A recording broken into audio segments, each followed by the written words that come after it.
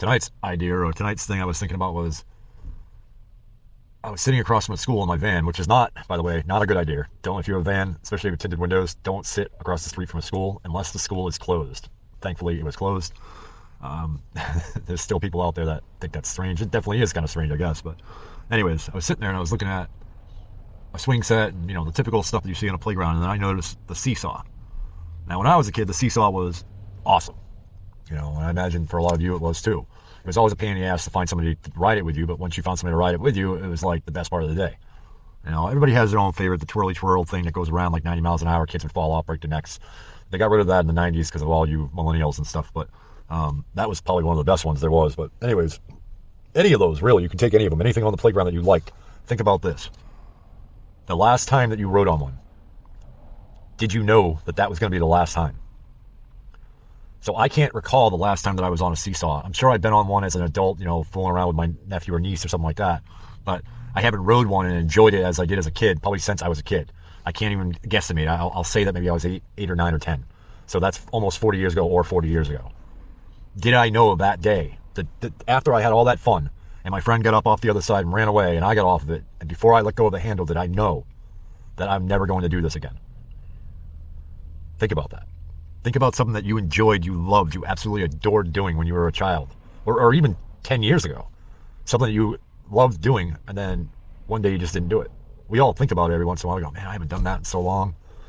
And then that thought just disappears. We don't do it. Oh, I haven't gone swimming in a river, and I don't know how long. I haven't been to this place that I used to love in so long.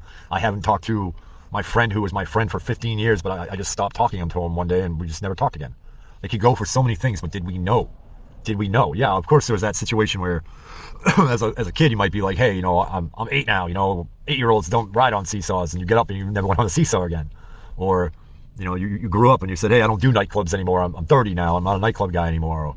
But the thing is, you can't do that with everything. And even if you were trying to grow up or anything like that, or you're trying to come up with an excuse for it, think about how there's just so many things that you did that at one time you absolutely loved. There was no reason to stop doing it. Maybe age, maybe a different lifestyle change, something, but you loved doing it and you stopped doing it. Why did we stop doing it? Why? Why didn't I get out of my van today, walk across the street, and get on the seesaw? Probably because I couldn't find anybody to do it with me, and I would have looked stranger than being in the van. I would look strange just being on a seesaw by myself. But it's crazy to think about that. All these things that we love to do or love doing, we don't do anymore. We give up on them. And I don't know why. I don't know if it's because we moved on or because do we feel guilty? Or do we put what others are going to think about us in front of it? Like, well, I can't ride a seesaw with my niece or nephew because I'm going to look like a fool in front of all these people. Why does that matter, though? If it gave us joy, why does it matter? We do so many things for, the approval of others or the okay of others. We all know this story. We all seek attention from everybody else. But if you seriously can think of anything, if anybody's listening to this and you can think of anything that you enjoy doing, do it tomorrow. Do it right now. Do whatever it is. Because if it makes you feel good, and as long as it doesn't hurt anybody else, as long as it's not hurting anybody, including yourself, as long as it's not hurting you physically, mentally, or hurting anybody else mentally, physically, what's the harm of doing it? Are you just not doing it because of the appearance of doing it? We all need to take a step back about worrying about what people think. Especially the young crowd. I'm not saying all of you, but most of you. And I know because we were all that way. We all went through it. We all wanted the approval of others. You get to a certain age where you're just like, you know what? I don't give a shit. I'm wearing the same pair of jeans I wore yesterday. You just get to that point, and it's actually pretty cool. So, but why don't we do it? Where I'm from, we have a saying. A lot of people say it, and I know a lot of people say it across the country, but a lot of people say, it is what it is. And after I started thinking about this tonight, something popped into my head and it finished that little saying for me. And it said, it is what it is until it isn't. And I think about that and I said, well, that seesaw was what it was until it wasn't. And why wasn't it anymore? And after it wasn't anymore, what did it become? What did I become? So it is what it is until it isn't. But what is it after it isn't?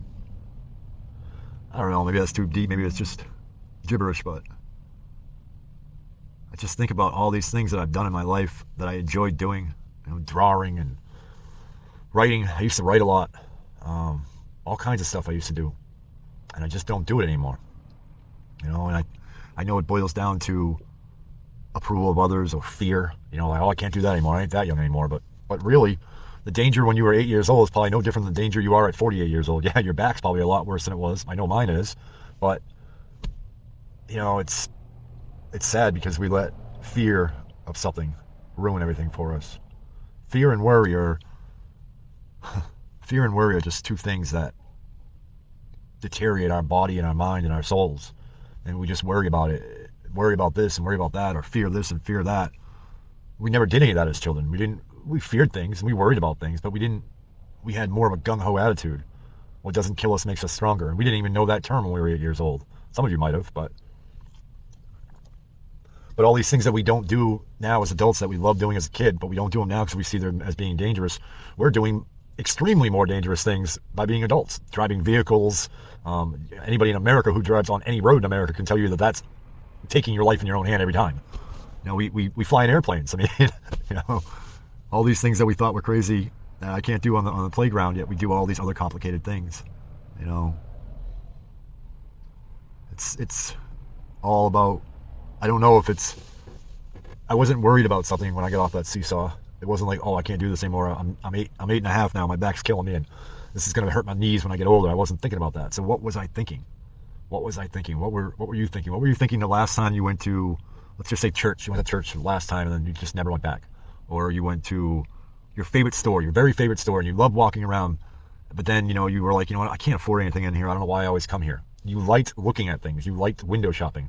But then you judged yourself because you couldn't afford something, or your friends would laugh at you because you'd say, well, why are you going into Gucci? You can't get anything at Gucci. Who cares? If you enjoyed going and looking at Gucci bags and they allowed you to do it without kicking you out of the store, go back to it. I'm not saying it has to be that. I'm just saying it could be anything. What I'm getting at is if you look at the core of it, I'd say probably rough estimate 7 out of 10 times it's going to boil down to you stop doing something because somebody else didn't think it was the right idea. And not because you didn't think it was the right idea. Your parents told you, your friends told you, your boyfriend, your girlfriend, your best friend, the people that you thought were your best friends at least, they told you, your church told you, your school told you, somebody told you to stop doing because that's not what adults do, or that's not what, civilized children do. But if it was fun for you and it wasn't hurting you or anybody else, why stop doing it? I don't know. I don't know what any of this really means. I'm just putting it out there. The moral, or not the moral, but the baseline of the story is just think about that. If anybody ever listens to this, after I'm done, just sit there quietly and think about something that you loved doing and when was the last time you did it and why haven't you ever done it again? And the first things that pop in your head, the first things that say, well, you can't do that because of that, you just push that right out of your head. Because that's the thing. I learned something recently about how we want to do so many things for ourselves or for others, but we don't because we let our thought come in, and our thought comes in and kills it. If we go with our intuition or our gut and just do it. And I know you got to be careful with this, but if you think about what I'm saying, like there's a guy that's walking down the road and he sees a lady begging for change and she's asking anybody for quarters. The guy, he reaches in his pocket and he knows he's got a $5 bill in there and he's got a $1 bill in there. And his first thing is like, just give her the $5 bill. But then his thought comes in and goes, we only got $6, man. You don't want to give her that $5. So then he reaches around for the 1 in his pocket and he's like, I'll give her the 1. And he's like, well, I don't know, if I do that, then I only have $5 and I really need to have $6 today. So he's like, oh, you know what? I'll reach in my pocket now and just give her some quarters because that's what she wanted anyways. I'll just give her some quarters. And by the time he realizes that he's only got a dime and a nickel, he's already passed by the lady and can't really go back. So his moral of it is that you kept on letting his thought get in the way. And I do it and you do it. We'll all continue doing it until we don't. We've got to train our mind not to do it. We've got to realize that our intuition, our gut is telling us something that I believe would be our spirit is telling us to do it because you like doing it. And like I said, as long as it's not hurting anybody else, just do it. Like he could have gave her the 5 because he would have got the 5 back. Anybody that has even only $6 in their pocket knows that they can get, if they made that 6, they'll be able to make another 6 somehow. Whereas that lady might not be able to. She was only asking for a quarter. You gave her a 5, you make it a day. That's a different story. I'm just saying, like, don't let your thought get in the way of it. Think about the last time you did something that you really enjoyed, and then if it's available to you, do it again. Do it again. If it's not going to hurt yourself or anybody else, then do it again. And even if you're willing to a little bit of risk a little bit, and it's might hurt you, do it. People jump out of airplanes all the time. No reason you can't get on a seesaw. Anyways, this is just another thought by a semi-old man in an old van. Go do that thing.